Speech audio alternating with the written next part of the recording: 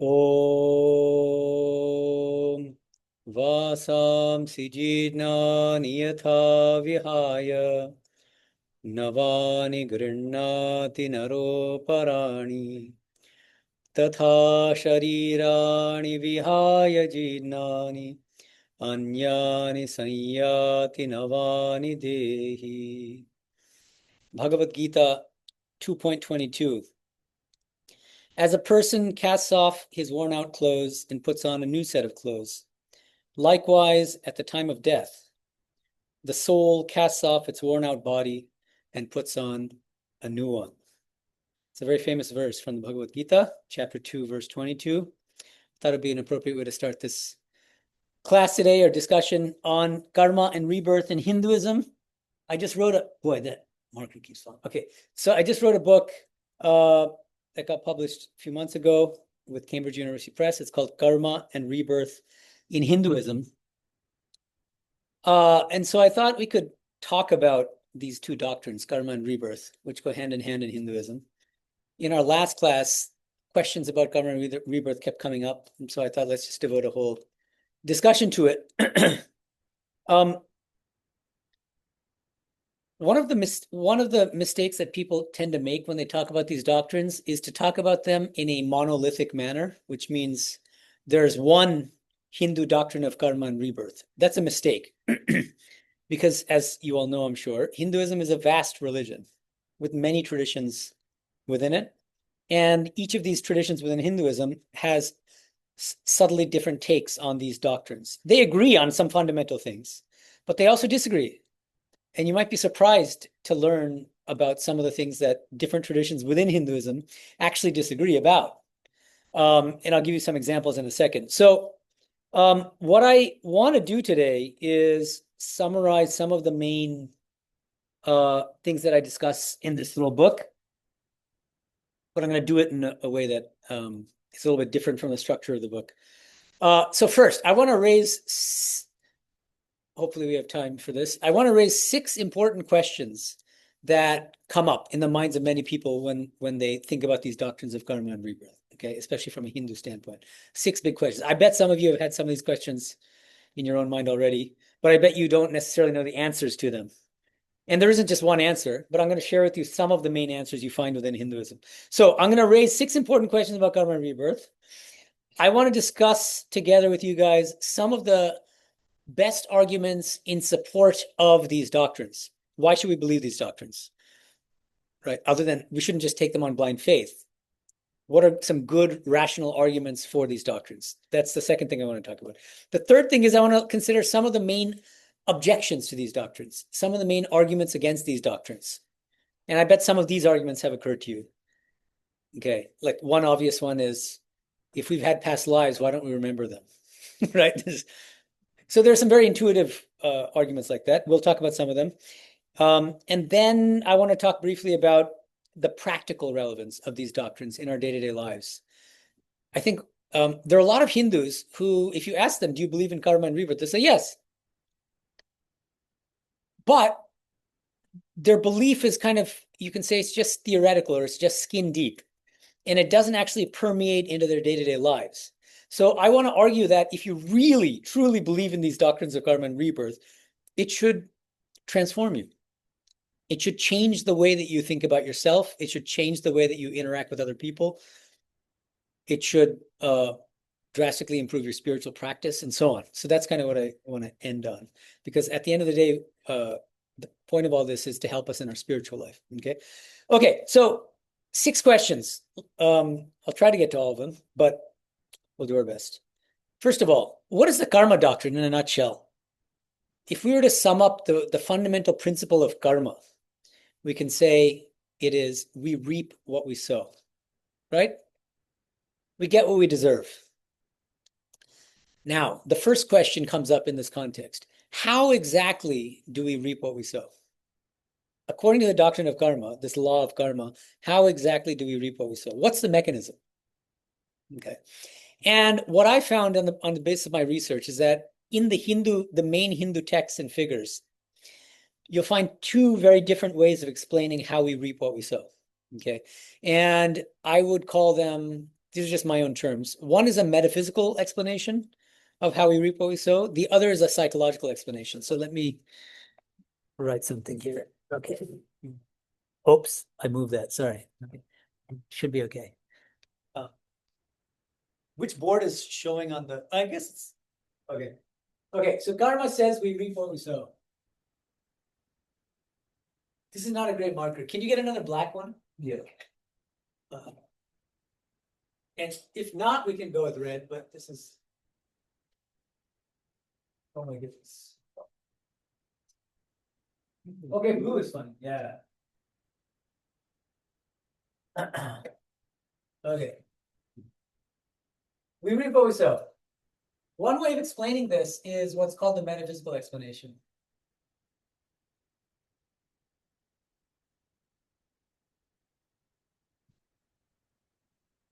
Okay.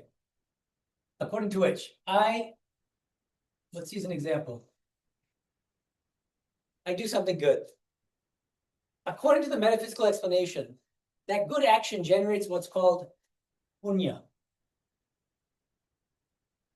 which means merit, karmic merit. So when people say in English, you have bad karma or a good karma, that's this. Either this is good karma, punya. That good karma leads to favorable circumstances and experiences sometime in the future.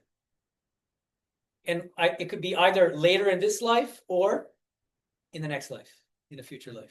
Okay? Okay. And so exactly the opposite is true. A bad action leads to,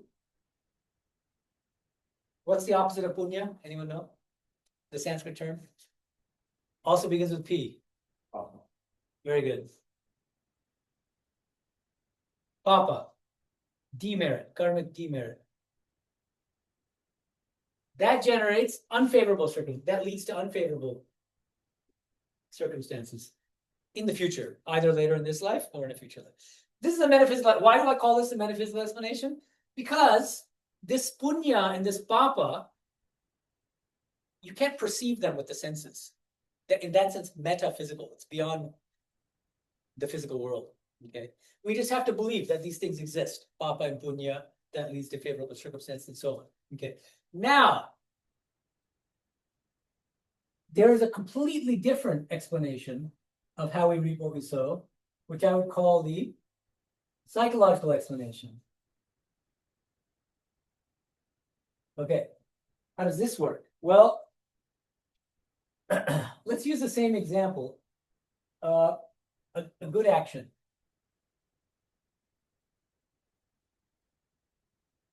This good act will produce what are called samskaras. What is a samskara? Does anyone know? I think last time you find it as latent mental. Perfect. Good. You got a good memory. This creates good samskaras, which are latent mental impressions. So every good act we engage in,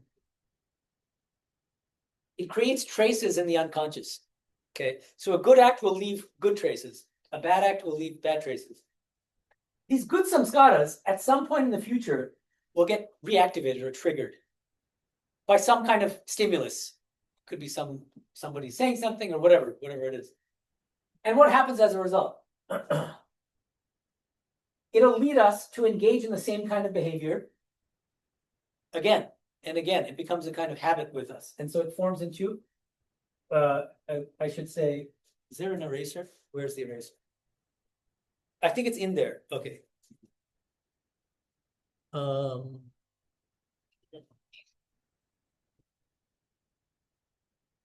Good habits. These good habits form ultimately a good character. Swami Vivekananda used to say, what is character? You know, we all have either a good character, a bad character, somewhere in between. He says character is nothing but a bundle of habits. Character is nothing but a bundle of habits. So if you have a bad character, you can reform your character by engaging in good habits. And then by doing that, you're counteracting your bad habits, and then you develop a good character. Okay. And so as a result of having a good character, you automatically, spontaneously, naturally engage in good actions. So you see how it's a kind of a, this is what you could call a virtuous circle. Have you heard of that? It's the opposite of a vicious cycle or a vicious circle. So it's a good one, virtuous circle. Right? Good act leads to good samskaras lead to good habits lead to good character. And if you have a good character, you don't even have to try to be good. You just will be good, guaranteed. Okay. And you can do exactly the same thing, but it becomes a vicious cycle with bad actions. Okay. Okay. So why do I call this a psychological explanation? Well, look at this. There's nothing here. Nothing here presupposes anything metaphysical, anything beyond what's perceivable with the senses, for instance. You can say that these samskaras, I mean, you can't really see them under a microscope. The reason being that they're physical, but they're a subtle form of matter. So it's so subtle that you can't really perceive them with even with microscopes and stuff like that. But it's not metaphysical. It's still matter. It's still physical. Okay. Okay. So now we have these two very different explanations, metaphysical and psychological, as to how we reap what we sow. And what I find is that some Hindu texts will emphasize one or the other. Other Hindu texts and figures will say, why not have both? So Swami Vivekananda, for instance, he's happy to accept both because they're compatible. It's not that they're conflicting or mutually exclusive. You can accept both. Okay. So that's my own inclination, is to take them both as true. Some people who are kind of naturally skeptical about anything transcendental, metaphysical, they might lean toward the psychological explanation. Like if you're trying to tell, you're at UCLA, right? And so you have a lot, I'm sure you have a lot of skeptical friends, atheists, agnostics, obviously non-Hindus also. And so if you're trying to explain the doctrines to them, you might, when you start saying this, their eyes might start, glazing over. Like, what? Why should we believe in any of that crap, right? But here, even atheistic neuroscientists are happy to accept samskaras, and right, because they're seeing they're study after study showing that what we do has effects on the unconscious, and it leads us to, we get like dopamine addictions and stuff like that. That's all that stuff fits in really well in the psychological framework, right? And so what I've seen is that people who are very skeptical of God, of metaphysical things, they'll tend to lean toward the psychological explanation. And even in some of our classical Hindu texts, one of them is Patanjali's Yoga Sutra, if any of you have heard of that.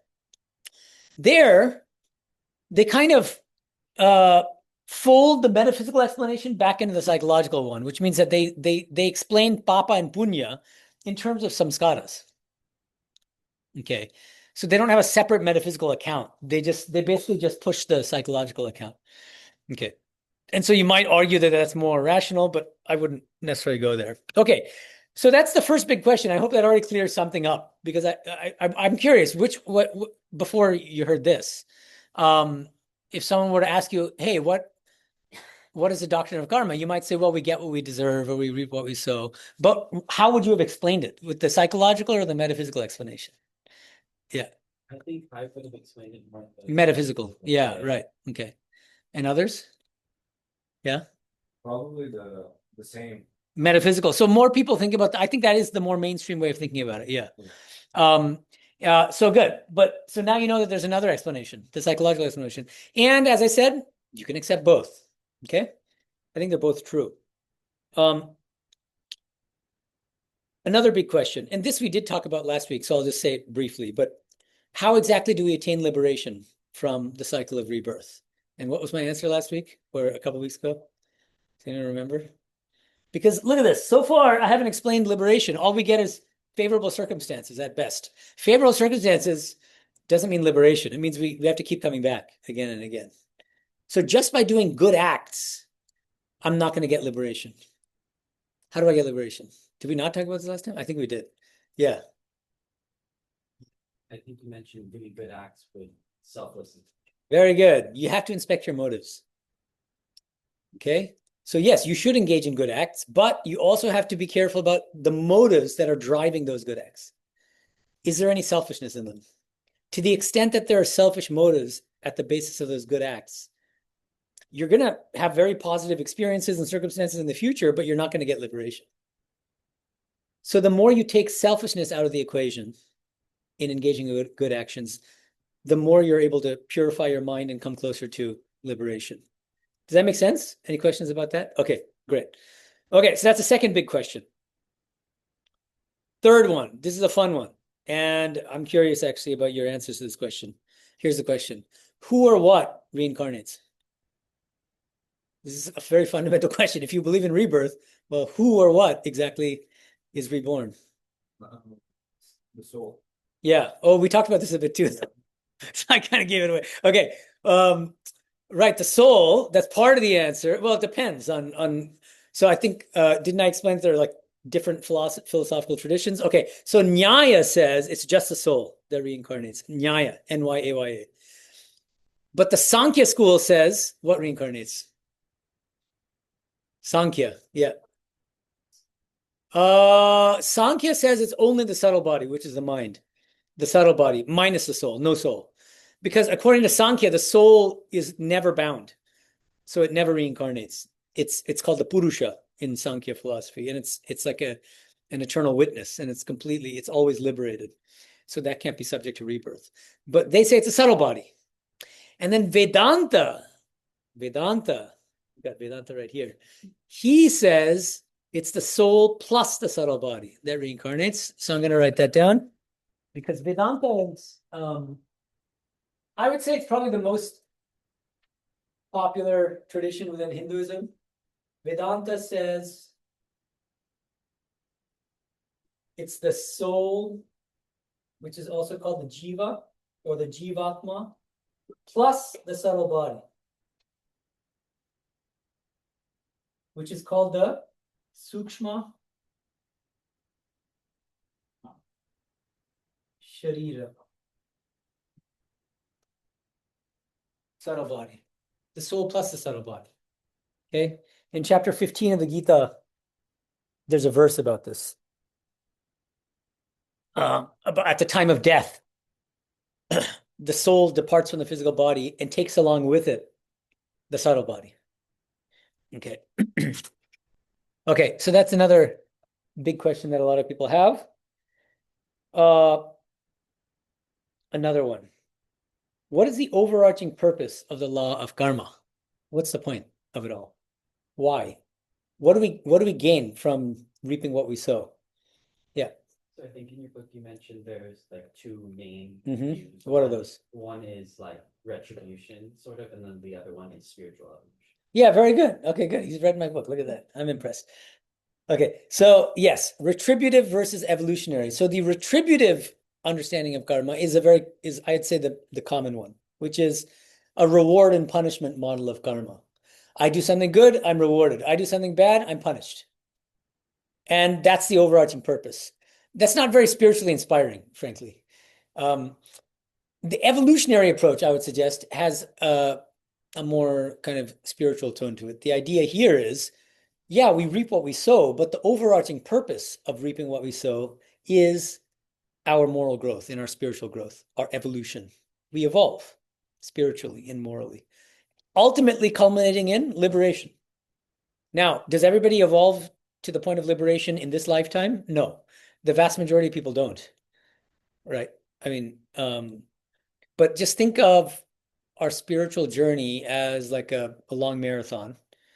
And different people are at different places in the marathon. And even though we're all sitting together, it might be that one person is at mile 1, another one's at mile 5, another one's at mile 25, right? So some people are a little closer to the finish line, but everybody will reach the finish line, according to some traditions of Hinduism, including my own. It depends on which tradition. There's actually one tradition of Hinduism that believes in an eternal hell. Do you know which one? You might be surprised to know this. Madhva. Madhva's what's often called dualistic Vedanta, Dvaita Vedanta. He categorizes different kinds of souls, and he says there are mukti yogya souls, the jivas who are mukti yoga, which means those are the ones who are eventually will attain liberation. Then he says there's a middle category, which he calls nitya samsaris. These are people, these are souls who are doomed to be stuck in this cycle of rebirth forever and without any escape. They'll never be able to get liberation. And then there's an even worse category, which is tamo yogya. Souls which are tamo yogya, which means those who are destined for the darkness of eternal hell. So it sounds like fundamentalist Christianity. So even in Hinduism, there's a small sect that does believe in eternal hell, but thankfully that's not the mainstream Hindu view. And there are many Hindu traditions that believe that everybody will eventually attain liberation. Not at the same time necessarily, not in the same birth necessarily. We're not all getting it in this life, for instance, but we'll all get it eventually. This is what's called universal liberation. Okay. Okay, so that's another big question down. Another one. And this one is a huge question, and I've given separate, we can have a separate talk on this if you're interested. Is the doctrine of karma compatible with free will? This is a tricky question. And again, what we find within Hinduism is that different Hindu texts and figures will give different answers to this question. And there's kind of a spectrum of views. So at one extreme of the spectrum are Hindu figures who say, yes, karma is totally compatible with free will. It gives us, it determines certain things in our life, but leaves open many other things. So one text that seems to support this view is Patanjali's Yoga Sutra, because one of the sutras says that the doctrine of karma determines three parameters in our life. Jati, Ayu, Bhoga. Jati, what species are we born into? Okay, because souls can also inhabit non-human animal bodies and also the bodies of plants. I don't know if you call it plant, but well, you can call it a plant body, can't you? Yeah. So anyway, yes. So that's the first thing. Jati. So that depends on our past karma. Swami Vivekananda used to say, if you behave like a beast, you might be born as a beast in your next life. Okay. Jati. Ayu, longevity. How long do you live? Some people die at age 5 from some mysterious illness. Other people live till 103. The terrible plane crash that happened in India a few months ago, where everybody died except one person who just walked off unscathed, right? Some British person, I think. That's karma. Okay, so that's Ayu. And then Bhoga. The mix of positive and negative experiences that we're going to undergo in this lifetime. That's also determined by karma. But that's not comprehensive, right? There are so many things that, like my decision to lift up this book right now, was that determined by karma? I don't know. So again, within Hinduism, there are different answers to this question, okay?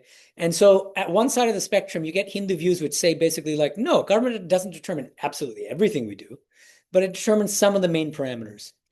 On the other side of the spectrum, you get some extreme deterministic views, what we can call karmic determinism, which means that the law of karma entails that we have no free will, pretty much.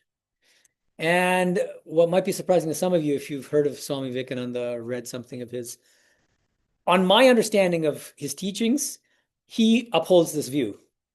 What I call, do I have to write that down? No, you guys are smart. Karmic determinism. Okay. In fact, I wrote a whole article on this, which should be coming out in a few months in a book dedicated to the work of Arindam Chakravarti. Okay. So his view is that literally everything we do, everything we say, everything we think, even the thoughts that arise in our mind, are 100% determined by the law of karma. Okay. And then there are intermediate positions on the spectrum. And you get Hindu figures like Prabhupada, who's the founder of ISKCON. You get Paramahamsa Yogananda. Some of you have heard of him, I hope. Autobiography of Yogi, right? Some of you have read it, yeah, or at least heard of it. This is a text that inspires many people, especially in high school for some reason. And then they run off to India. Steve Jobs, I think that's one of the things that inspired him to go to India. Okay, so these people, Prabhupada, Yogananda, and so on, what they say is we have limited free will. We don't have unfettered free will. We don't have absolute free will. And karma kind of circumscribes our free will. But not everything is determined. We have limited free will. And one analogy that some of these people use is the analogy of a cow. Imagine a cow tied to a post. The cow is free to roam within the radius of that rope, but it can't go beyond it. So that kind of limited free will. Okay. So there's a whole range of views. I don't want to give you sort of facile answers. I think it's better that you know the complexity and the nuances within Hinduism. Okay. Okay. So there are multiple answers to that question. Another question, a very common one, which I've gotten a lot. I already kind of alluded to it, but is it possible once you're born as a human being to regress to a non-human birth? Like, can I be born as a rose in my next life or a banana slug? Did we talk about banana slugs in our last class? No? Oh, anyone see The Big Bang Theory? You don't know the show The Big Bang Theory? Okay, some of you do, I hope. Yeah, okay. Right. So there's the Indian character, Rajesh Kutrapali, right? Yeah. So he's a Hindu character. And Leonard, the physicist, he has a crush on Penny, but he's too nervous to tell her that. And so she's dating someone else. And because he's jealous, he tries to sabotage Penny's date with that other guy. And then he feels guilty about it. And so he tells Rajesh this. Isn't his name Rajesh? Rajesh Kutrapali, yeah. He tells Rajesh, and then Rajesh says, no wonder you feel bad. You screwed up your karma, dude. He says, you sabotaged Penny's date. Now in your next life, you're going to be born as a banana slug. So this is a very mainstream pop cultural kind of way of thinking about the doctrine of rebirth. And in fact, when the British were occupying India, there were a lot of Christian missionaries throughout India, and they were trying to convert Hindus to Christianity. And one of the sticks that they used to beat Hindus over the head with was the doctrine of rebirth. And they said, you guys believe in such weird primitive doctrines like rebirth. You guys claim that you can be reborn as a banana slug. How silly. You know, join our fold. We have a much more reasonable religion. And so this is one of the things. But it's an open question. I mean, is it so unreasonable to believe that if you behave really badly, that you might be reborn as something other than a human being? And again, interestingly, within Hinduism, there's a range of answers to this question. Okay, so on one extreme, Swami Vivekananda, he was asked this question. Is it possible after being born as a human being to be reborn as a caterpillar or something? His answer is yes. If you behave like a beast, you might be reborn as a beast. Another monk of our order, actually, the order founded by Swami Vivekananda, Swami Abhedananda is his name, Abhedananda. He's written several books on Karma and Rebirth. He's long gone. His answer is no. Once you become a human being, it's not possible to regress to a non-human animal birth or be born as a plant or anything like that. Okay. And so there's diversity even within our tradition, let alone within the broader tradition of Hinduism. Okay. So you're going to find a whole range of answers to that question. There are some Hindu figures, modern Hindus. I think I can think of two people in particular. Sri Aurobindo. Have any of you heard of Sri Aurobindo? Some of you. And then Sarvepalli Radhakrishnan, who is the former president of India. Both of them say it's theoretically possible to regress to a non-human birth, but it almost never happens in practice. Okay? Okay. Okay, so do you have questions about any of these 6 big questions before we move on to arguments for and against karma and rebirth? No? We're good? Yeah. Yes, you want to say something? Yeah.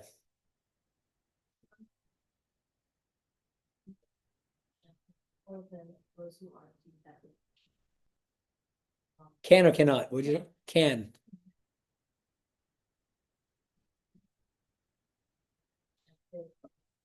That objective like hierarchy depending on how much good about Yeah, that's a great question. Yeah. Is there a kind of hierarchy of species going on here? I think there is. And I think that there are probably different texts within Hinduism which give subtly different hierarchies. But one thing we know for sure is that humans always occupy the top rung in that hierarchy. Plants tend to occupy the bottom rung. And then in between, you get non-human animal species of varying sorts. And yeah, what you'll find is in certain texts that there are certain non-human animal species that are considered to be somehow lower or less pure. And so pigs tend to be not considered to be all that auspicious. Cows obviously are put on a pretty high footing among the non-human animal species. Yeah. And I want to add, I mean, in chapter 5 of my book, one of the things I talk about is classical Hindu arguments for vegetarianism. Okay. And so moral vegetarianism is the view that it's the decision not to eat meat for moral reasons, right? They're moral grounds. Okay. And what you'll find in some of the Hindu texts, I'm thinking in particular of Manusmriti. This is one of these famous Hindu texts. He makes an argument for moral vegetarianism. Okay. And one of the arguments is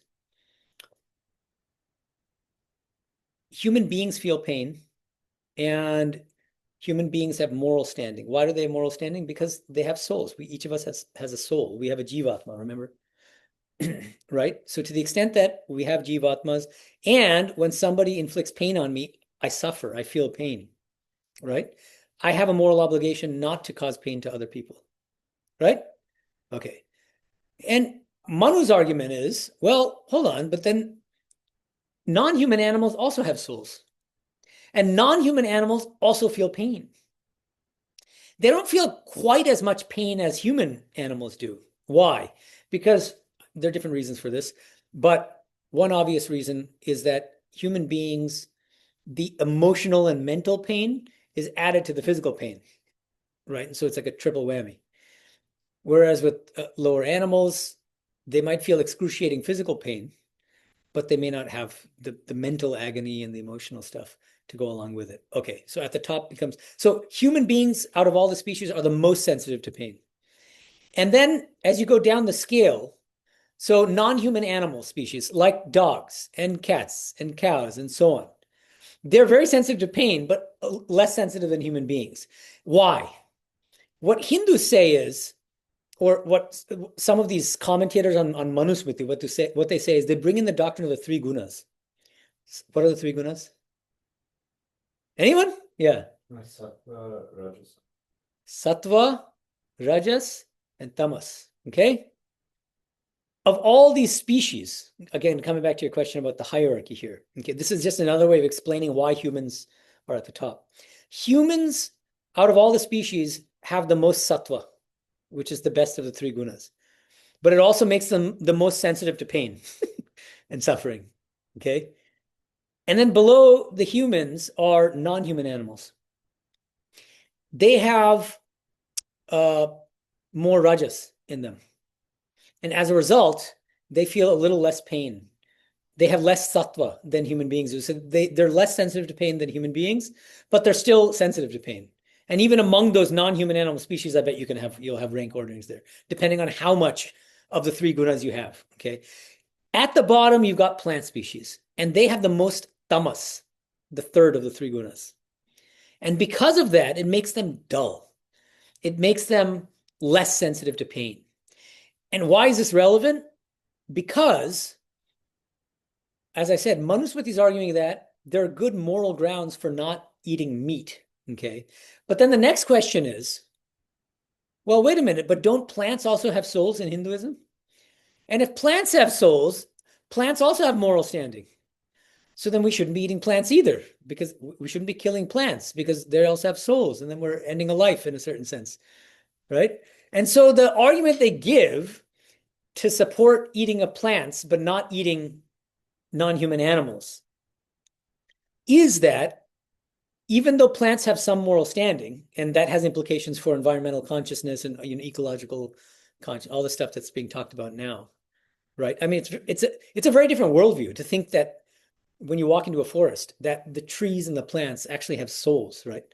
It changes the way we think about things. But at the same time, what these commentators say is it's still valid to eat plants because, first of all, we need to eat to survive. But secondly, because plants are less sensitive to pain. So that when we kill a plant, it doesn't feel nearly as much pain as a cow does or a chicken does when we kill a cow or a chicken. Does that make sense? Okay, very good question. Okay, good. All right. So now I want to talk about some of the main arguments in support of these doctrines. Okay. So one reason why I had fun writing this book and why I agreed to write it is because this is part of a book series called Cambridge Elements in Global Philosophy of Religion. And even though it's an introductory overview of a topic, they encourage the authors to be argumentative. Okay, and to make an argument. So the argument I make in this book, in chapters 3 and 4 especially, is that it's reasonable to accept these doctrines of karma and rebirth. And what I do is in chapter 3, I weigh some of the main arguments for the doctrines. And in chapter 4, I look at some of the main arguments against the doctrine, and I weigh them in a balance. And I argue that actually, on balance, the arguments in support of karma and rebirth are pretty strong when taken together. I see them as working cumulatively, right? Don't put all the weight on any one of the arguments, but if you take them together, you can form a pretty strong case for karma and rebirth. And then on the other side, what I argue is that some of the main arguments against karma and rebirth are not as strong as you might think they are. And there are good Hindu responses to those objections. Okay? All right, so let me give you a little taste of this. One of the main arguments that's more popular in modern Hinduism than in the classical Hindu texts is what's called the argument from verified reports of past life memories. Verified reports of past life memories. One of the big researchers in the West who started this research, his name was Ian Stevenson. And one of his students, I believe it was a student of his, he's living now. His name is Jim Tucker, and he's a professor at the University of Virginia. And he's done a lot of interesting research on this. And his research focuses on cases in the US, which is interesting, right? Because this is a country that doesn't, most people don't believe in karma and rebirth. So I'll tell you one example. And he's got a whole book, which I recommend. It's really fun. This is like a good airplane read.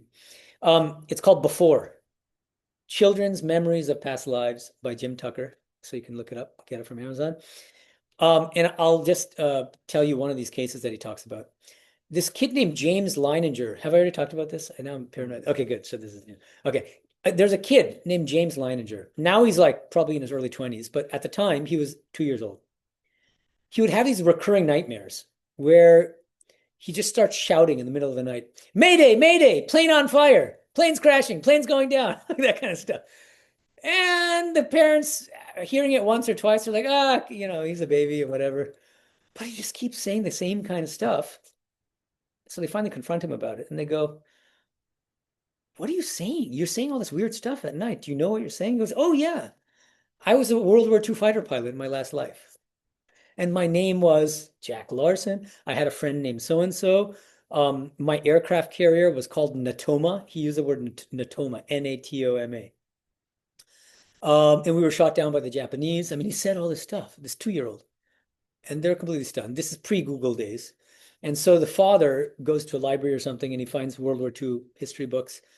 And he looks it up, and lo and behold, he discovers that there's an American World War II fighter pilot whose plane was shot down by the Japanese, who had a friend named Jack Larson, and who was part of the USS Natoma Bay aircraft carrier. Natoma, Natoma. So this is a really striking case, one of many, where, notice, this is an argument from verified reports of past lives. A lot of people claim to have past lives. One person, will say, "Oh, I was Cleopatra in my past birth," or everybody wants to be somebody famous, right? But that's not an argument for karma and rebirth. That just, anybody can say anything. These are verified reports. That's what makes the difference here. Do you see? Okay. So these are really interesting cases. There are other really super interesting cases, like which both Ian Stevenson and Jim Tucker talk about. There's a term called, I have to write this because I bet most of you have not even heard of the term.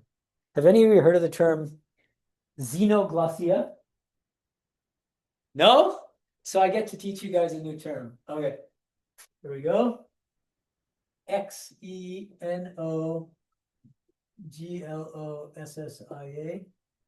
You know what xenophobia means, right? What does xenophobia mean? Yeah, so that's xeno is like an outsider, someone other than you, right? Someone different from you. And glossia, language. So an other language. So what is xenoglossia? This is a very striking phenomenon where there are weird cases where somebody whose mother tongue, let's say, is English, and this person has never learned a word of, let's say, Russian in their life. Suddenly, they'll start speaking fluent Russian. And there are cases of this that have happened. And they talk about this in their books. Ian Stevenson has a whole book called on xenoglossia.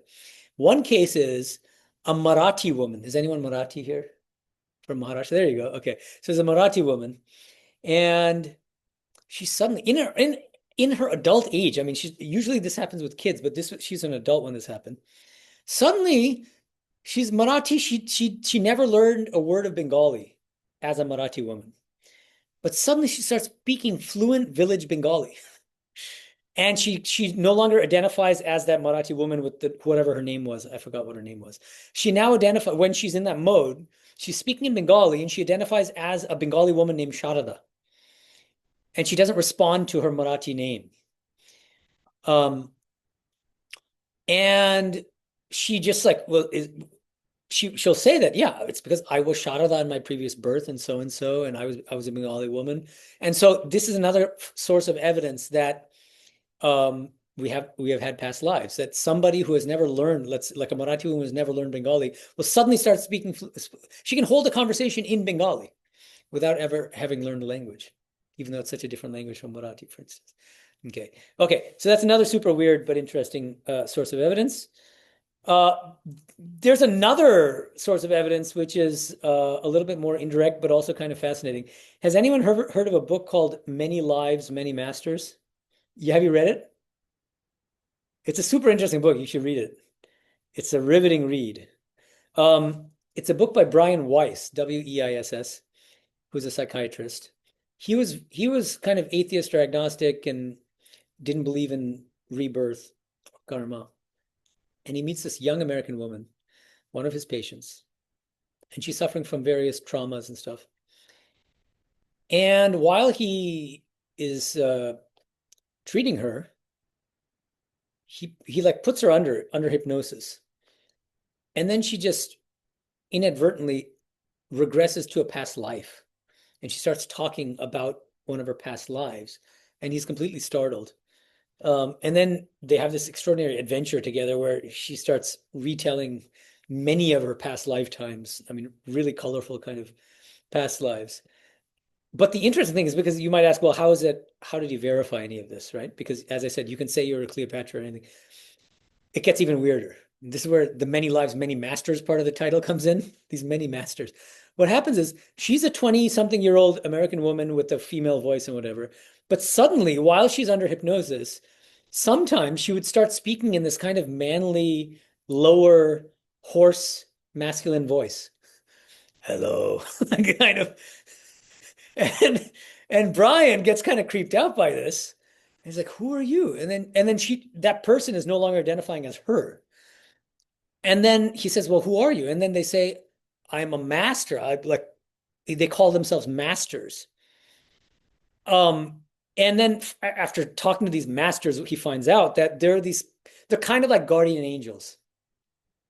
They're spiritually evolved or advanced souls that help us, ordinary people struggling in this world, in this day-to-day world.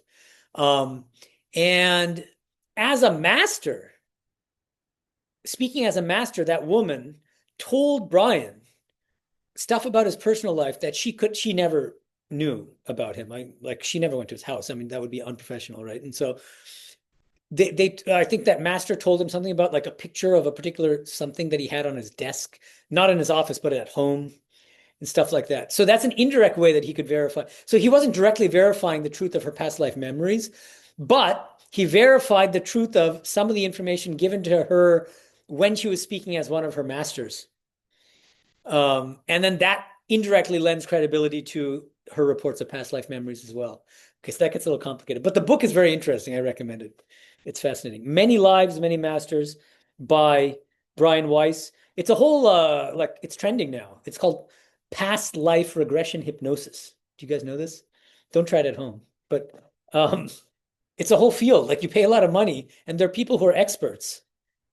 They specialize in putting you under and then regressing you to a past life. And you might ask, well, why? And the answer is some people suffer from traumas where it can sometimes help to trace the source of the trauma to something that happened in a past life. Like, for instance, something simple. Some people, right out of the womb, you'll find they're terrified of water. They're just terrified of water. Maybe through this regression hypnosis, you might find, oh, they died by drowning in a past life, which explains the fear of water in this life. That's just one example, and there are, many other examples you can think of. Okay. Another argument for karma and rebirth. This is what's called the argument from latent mental impressions. What's the Sanskrit word for that? Samskaras. The argument from samskaras. What's the argument? Well, it's based on Yoga Sutra 3.18. Samskara sakshat karanat purva jati jnana. If you concentrate intensely on the samskaras in your mind, those samskaras are nothing but records of what you did in your past lives. Which means what? If you concentrate intensely on them, you'll end up regaining knowledge of your past lives. You'll regain memories of those past lives. You'll reactivate those samskaras, basically. Okay. And so this is an interesting argument because it's basically telling you, look, any one of you, if you follow these special yogic practices, these techniques, you also can gain knowledge of your past lives. Now, is it a good idea to gain knowledge of your past lives? Probably not. I mean, there's an expression, curiosity killed the cat, right? And so there are good reasons why most of us don't have memories of past lives. Because just think about it. It may not help us, and it may positively hurt us, right? We've all done things that we're not proud of in this life, right? Let alone imagine if we knew all the stupid things we did in our past lives, right? It might really mess us up. So the idea is that God has wisely withheld from us memories of our past lives. Okay. Most of us, at least. In fact, this kid, the James Leininger, the one who had nightmares, it was terrifying, right? To have these past life memories. This is not a pleasant experience. It's kind of cool. Not cool for him though. Because it really leaves wounds, that don't heal. Okay. Now, I wanted to mention also that there are some arguments which are a little bit different because these are arguments that presuppose the existence of God. And the argument goes, if we accept that there is a God who loves us and who's omnipotent, okay, if we accept that premise. Now, you might ask, well, why should we accept it? Well, the point is, imagine a Hindu debating with a Christian or a Muslim or a Jew, for instance, because they all believe in God, right? But Orthodox Jews, most Orthodox Jews and Christians and Muslims, they don't believe in karma and rebirth, right? And so the Hindu who believes in God will try to convince his theistic brethren, his Muslim brothers and Jewish brothers and Christian brothers, hey, I'm glad that we're on the same page about God, but I want to convince you that karma and rebirth are true, that you guys should also believe in karma and rebirth. And the argument goes as follows. Take the case of a 2-year-old who has some terrible disease like cerebral meningitis, suffers terribly for a couple of years, and then passes away. What in the world did that kid do in this life at the age of 2 to have deserved that? Why? What? And God is supposed to be omnipotent, which means all powerful. God is supposed to be perfectly loving. So now if God loves all of us, including that baby, and God is perfectly capable of preventing that baby from suffering in that way, why does he subject that baby to that suffering? Why does he allow that suffering to happen? This is a very serious question, which every tradition that believes in God should ask themselves, right? So the Hindu answer is, well, the soul of that baby did something in a past birth to deserve that suffering in this birth. By undergoing that suffering in that early death, that premature death, that the soul of that baby is exhausting a lot of its bad karma that it accumulated from past births. And when it dies, the baby's soul doesn't die because the soul is eternal. It's immortal. So that the soul of that baby will persist after the death of that, after the baby dies. It will be reborn in a different body, in a healthier body, and live to a ripe old age and continue to make spiritual progress and go on its spiritual journey. So there's a very, plausible, kind of arguably rational answer to this question of why does a loving and omnipotent God, sorry, that was my bad. Why does a loving and omnipotent God permit this kind of suffering to happen? Okay. And arguably, the Orthodox Abrahamic religions don't have a very satisfying answer. Now, I was recently, somebody attended a talk I give in our Hollywood Center just this past Sunday I was giving a similar talk on this book, where I said this. Afterward, he caught me because he's doing his PhD at USC in Islamic theology. And he's a Muslim himself. And he said, I think you're misrepresenting and not capturing the nuances of these Orthodox Abrahamic religion. And he gave an example, and he sent me this very thoughtful email later, which I appreciated. And he says that there are many Muslims who believe that in the case of that 2-year-old baby, that by dint of that terrible suffering and that premature death, that the baby is just guaranteed to go to paradise, basically. It's like this, direct pass to heaven. And so that's their way of explaining why God permits that. God allows it. It's not very pleasant, but the ultimate result is salvation for the soul of that baby. So there are other, now, how convincing do you find that answer? We can continue to have a debate about that, basically. And especially if the choice is between suffering for a couple of years as a baby and then going to an eternal heaven, or living a mediocre life and then, maybe not being a very good Muslim and then being banished to an eternal hell. How many of us would choose to be the baby, right, in that situation? So this gets a little tricky. Exactly how do we really push that answer theologically and philosophically? Anyway, but I just wanted to mention that I bet the Orthodox Abrahamic religions do have their own sophisticated answers to these questions of what happens to the 2-year-old who's suffering in that way. Okay. Another thing is what's called the multiple shots argument. This is another argument that presupposes the existence of God. Okay. So now, again, in Orthodox Abrahamic religions, there's only one life. It's a one life only paradigm, which means what? We better get it right in this life. And if we don't, there are many traditions that say you go to an eternal hell, right? Hinduism says, as Bhagavad Gita says, aneka janma samsiddhas tato yati parangatim, which means having attained perfection in the course of many lifetimes, one finally attains the highest goal of liberation, which means we get as many shots as we need to get it right. If we make 20% progress in this lifetime, in our next birth, we start off where we left off in our previous life, until we finally reach the finish line. So we get as many lives as it takes. And so another advantage is, arguably, is that ultimately everybody will get liberated in the end. And if God really loves us, why would he allow any of us to be damned in an eternal hell, right? And so it's logical to believe that ultimately everybody will eventually attain liberation, that nobody will end up in an eternal hell. Okay? Any questions about this before we go on to some of the arguments against karma and rebirth? Questions? No? Okay. Okay. So one of the arguments I already mentioned, one of the most intuitive arguments against rebirth is, karma and rebirth is, why don't we have memories of our past lives? If we had past lives, why don't we remember them? Okay. Hindus will give a couple arguments here. Number one, how many of you remember anything from when you were 3 weeks old? Right? Not a single memory. Does that mean that you didn't exist when you were 3 weeks old? No. You all assume that we all know that we lived when we were 3 weeks old, but we don't have any memories. Now, so just because we don't have memories of something doesn't mean that we didn't exist at that time.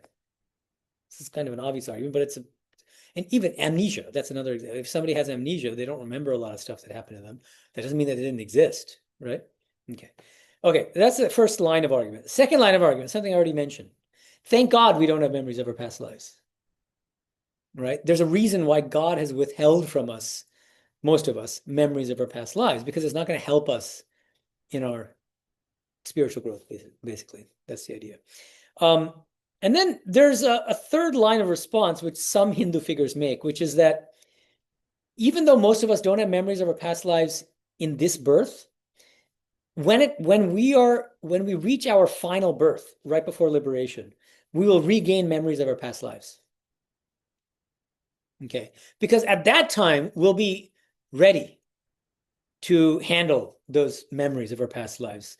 If we get that memory now, it might mess us up, right? But if we get it right before liberation, it can help us. We can actually help other people also. Okay. Okay. Another example of a very common argument against karma and rebirth is what's called the population explosion objection. Did we talk about this last time? No. Okay, good. Okay, here's the argument. 500 years ago, the human population was much less than it is now, right? Where are all those souls coming from? Because there has to be a soul occupying each of the human bodies. So where are all these extra souls coming from? And the Hindu answer is twofold. Souls inhabit not only human bodies, but also the bodies of non-human animals, like dogs and cats and lobsters and fish and whatever, and even plants. Okay. And then the second part of the answer is that there are souls not only on this plane, on this earth, the Bhuloka, but there are many other lokas, there are many other realms in Hinduism. Okay. There are temporary heavens, there are temporary hells, there are Pitriloka, and there are all sorts of lokas, and there are souls in those realms, which means what? As the human population increases, what happens? Souls are coming from the bodies of non-human animals and from the plants and from these other realms. That's the idea. Does that make sense? Any questions about that? Okay. And Swami Vivekananda says, this is a direct quotation, it's kind of interesting. I don't know how he did his field research on this, but he says, it is a significant fact that as the human population is increasing, the animal population is decreasing. The animal souls are all becoming men. But theoretically, it makes sense, right? But now whether it's true, that's interesting. I don't know how you would figure that out, unless you had spiritual insight into that. Okay. Now, as I promised, I want to conclude by talking about some of the practical implications of these doctrines, karma and rebirth. So these are not just theoretical doctrines. Like, yeah, I'm a Hindu, so I believe in karma and rebirth. No, they affect us. They should affect us on a day-to-day level. They should benefit us as spiritual aspirants. That's the argument I want to make. Okay, so for instance, what was the verse that I started with? Bhagavad Gita, chapter 2, verse 22. Vasamsi dinani tavya. What does the verse say? It's one of the most beautiful verses in the Gita. The verse says, look, you go back home, at the end of a long day, you take off your clothes, you put on a new set of clothes because that clothes is worn out. Exactly like that. And you don't like say, oh, you start crying about your clothes and like, oh, my clothes is gone. No, you throw it in the hamper, it'll get clean, and then right?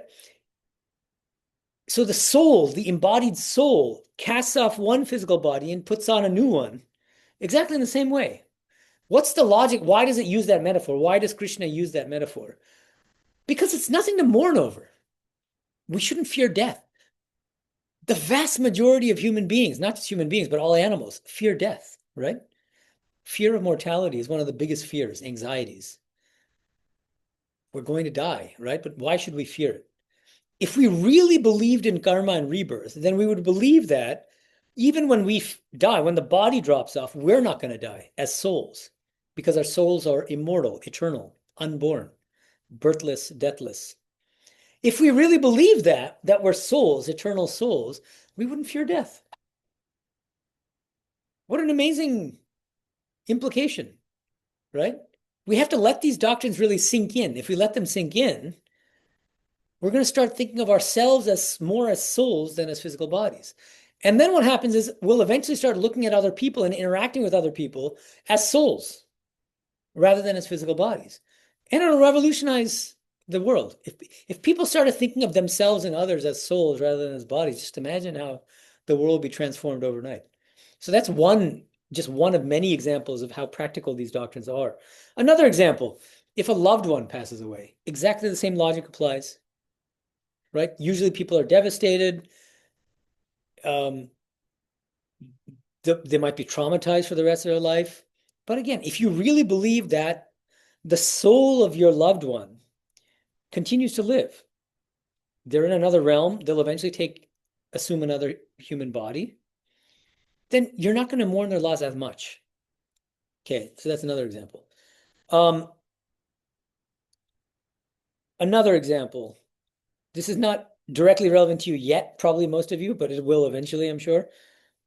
Because many of you will probably end up being parents. And if and when you become parents, Karma and Rebirth has direct implications for how you raise your children and how you look at other people's children. Why? Well, I teach a class on the Bhagavad Gita and I give homework assignments. And when we were talking about these kinds of verses from the Gita about rebirth, one of the questions I asked was, if you believe in karma and rebirth, how do these doctrines, what role do they play in your day-to-day spiritual life?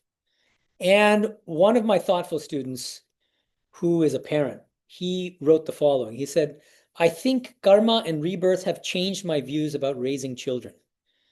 And even if you're not parents, you're children. Or you're not children necessarily, but you're kids of parents. The idea that I am nurturing a soul that has been here many times and is on its own specific journey helps me to view parenting with more of a stewardship and guidance lens and not a possessive mentality. I see no need to create a carbon copy, shape a child completely to my own ideals, or save them from eternal damnation. I understand that a soul may have chosen me to help them along in this part of their journey. It's a subtle but powerful shift. Okay. So it's a very thoughtful response, right? The idea that, and look at, most of us are Indian sitting here now, right? And so my dad was pretty conservative. And so he was a mechanical engineer. And so he wanted me to be a computer science major at Berkeley. Not because he could tell that was my passion, but just because he thought that's what would pay the bills, right? Because there are a lot of jobs, it would be lucrative for me to do that. And so he kind of forced me to be a computer science major. But that's an example of kind of not letting your kid grow in his or her own way. After 1 year, I changed my major, thankfully, to philosophy and English. But a more enlightened parent, and I'm not trying to knock on my dad here. He's a good dad overall, actually. This is a typical Indian dad, but a more sattvic, enlightened parent will look at the kid as in a different way. It's not my kid in that sense. I'm helping my child, the soul of my child, along on his or her spiritual journey. If you think about it in that way, it changes the way that you're going to interact even with your own children. And the way that teachers will interact with students and so on and so forth, it completely changes that. So yeah, I mean, so I guess this is another question. I mean, how now think about it for yourselves. Like, how many of you believe in karma and rebirth? Interesting. Yeah, a lot of you, right? So how if at all? So let me ask the same question to you. Does it play any role in your day-to-day life, and if so, how? Yeah. So how? Give one example if you can, if you're willing to share.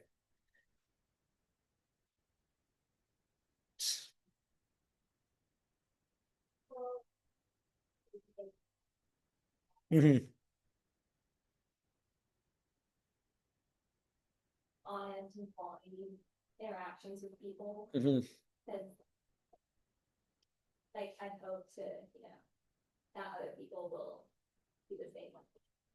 Oh, I see. So it's kind of right. The golden rule, or you treat people well, and you also expect that other people will treat you well. And might be something karmic in that, right? And if you treat people badly, eventually that bad karma will catch up to you. Yeah. Okay, good. Thank you. Thanks for sharing that. Anyone else have thoughts about that? Yeah. What if bad things happen to me, hoping not to, as like reaping what I sow, and that I'm glad that like that bad karma is over. Very good. Yeah, excellent. Good. Yeah, when we have a negative experience, we can, instead of feeling bad for ourselves and having this like victim mentality, take responsibility and say, oh, it's something I did in my past life, but because I'm going through the suffering, I'm exhausting my bad karma, so it's going to eventually help me in my spiritual journey. Yeah, thanks. But kind of similar to that, if something bad happens, like, I don't know, there's a test that I wanted to do well on and I didn't do as well as I hoped. I'd say like, okay, what can I learn from this? And that's the mentality I try and have. So it's less like, like I don't know how to. It's not as much of a big deal, you know. So like Right. doing what, like not getting too high and not getting too low. It's like, okay, something good happened. What can I learn from this? What can I do? Right. No, that's a great point. Yeah. So the highs may not be as high, but the lows are not nearly as low. And you even take the negative experiences with a grain of salt and you say, like, well, there's something to learn from it from a karmic standpoint. And it's if you take a step back from that, whatever that quote unquote negative experience is, you might find a silver lining in it, right? Yeah. Thank you. Yeah. Yeah, I think actually an example that I would like to share to illustrate this is after our last Dharma discussion that night, I was like sitting at my desk in the dorm, and my roommate's desk is behind. He has a monitor instead. So I get up from the desk after like 2 hours of sitting, and I fell backwards, and his like he has some shelf behind. The shelf fell over Oh, and what? broke his monitor. Oh, no. And why that happened, I got it from my desk countless number of times. Mm, Why that one specific time it happened right. and broke that monitor, I don't know. But thankfully, he wasn't there. Like, he wasn't there. Better Yeah, than you could have heard him.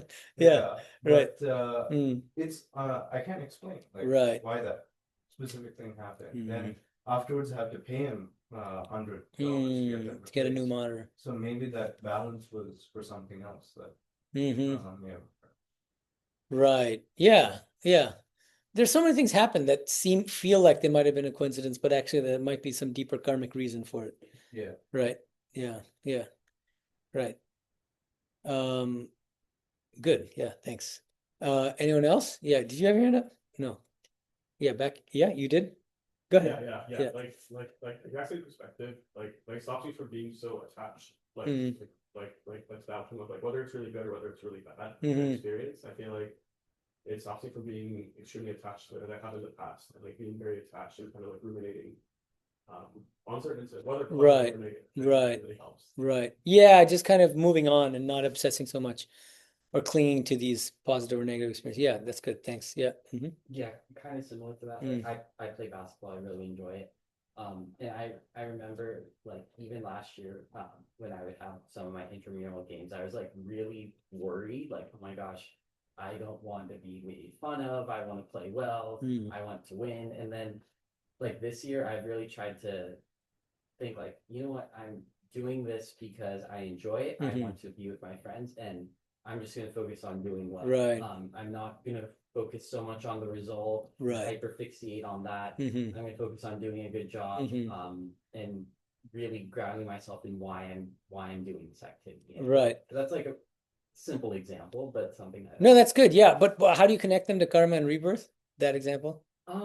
I would say it's kind of like what was just said, like not getting too attached to things. Right, Because okay. when you get too attached to things, and like it your goals can kind of shift. And then I think kind of like what you were mentioning in terms of like selfishness and things like that. Yeah. That can start to play a role. Like, oh, I don't want this outcome because it's just be for some selfish motive or something. Right. Okay. Yeah. So maybe what both of your comments have in common is it's something like the doctrines of karma and rebirth help us to break our identification with the ego and to identify with the deeper soul. And the soul's values are very different from the values of the ego, right? And so the ego is always me, mine. And I want this selfish result and that. I want name and fame and I want this pleasure and that enjoyment and blah, blah, blah. And the results, right? The ego is always the thing craving results of our actions, right? But so if you believe in karma and rebirth, you believe that we're souls, actually. We're a soul separate from the body-mind complex. And the more we identify with the soul and in the values of the soul, the less we'll care about the results of our actions. And then the karma yoga doctrine of the Bhagavad Gita, which some of you probably know, nishkama karma, which means you should engage in actions, but without any selfish motives behind them, without craving the results of your actions. And if you can do that, you're going to be happier, you'll feel more fulfilled, and you're going to make spiritual progress that way. So I think both of your answers kind of speak to that. Yeah. Anyone else have thoughts about this? All right, good. Great. Thanks, guys. That was fun. And if you want more details, it's all here. The book is going to be open access soon. is what I've been told. And so there you can just download a free PDF, or you already have it, I think. So yes, yeah. Do you have any questions about anything I said? No? All right, snack time. Om Shanti Shanti Shanti Hari Om Tat Sat.